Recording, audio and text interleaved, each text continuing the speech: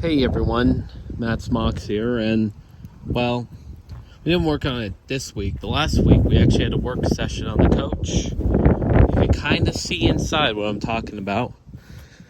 We're getting closer to the deadline where it has to be moved. These boards fell over. We had heavy winds over the week. But as you can see inside, we started doing framing, get it ready for its move. And that was all done on Wednesday last week. We have to move the car intact, and there's still a lot more to be done, especially with getting this wall pushed back up.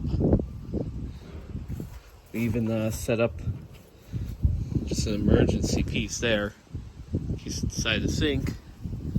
But inside, as you can see, we upgraded the roof framing, as well as we put an internal brace system in here. It's not actually mounted to the car, but a lot of the weight of the car inside is now resting on this framing, which is resting on the main framing.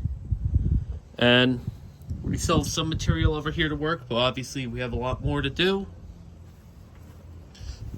It's just been extremely rainy as of late.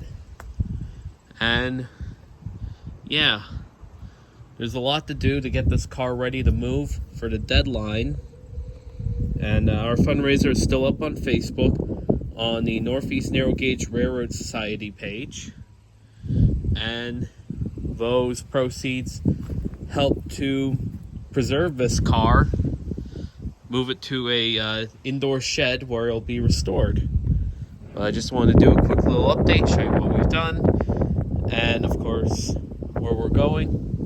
And I'll see you all next time. Bye.